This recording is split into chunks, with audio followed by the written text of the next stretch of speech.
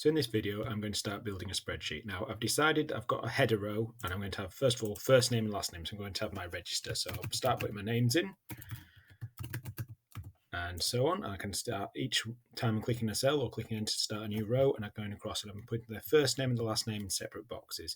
Now, as I type away, I can fill those in quite quickly.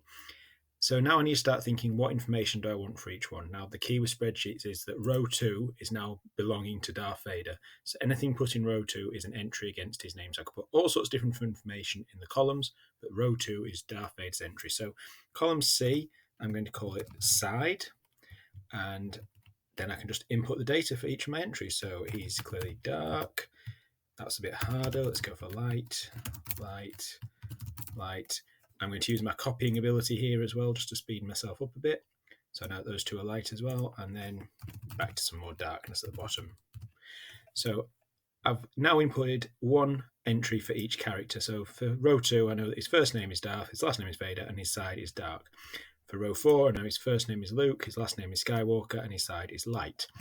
So I now need to think, and I don't need to be limited by just having a column of information. I could add lots and lots of information about these data points. So I'm going to give them all a test.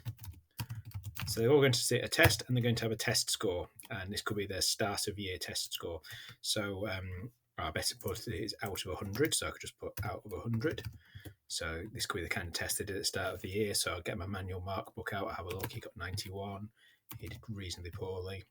He was a bit of a disappointment. She was fantastic. Not the best day for him, and so on. Now, need to be careful with not using data validation.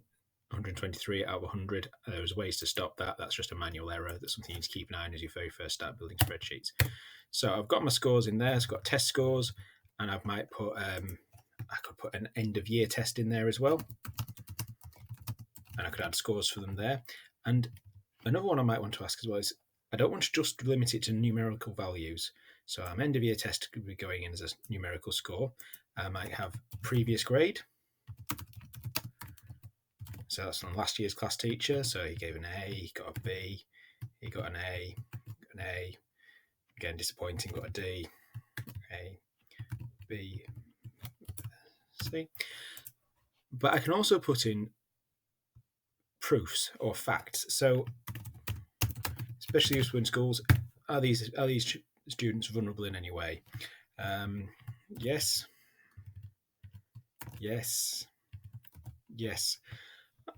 I could do anything I wanted. It's my spreadsheet. I'm going to use a Y to represent yes. Now, this could become very useful later on when filtering. So by definition, now I've got Darth Vader. He scored 91 in his test.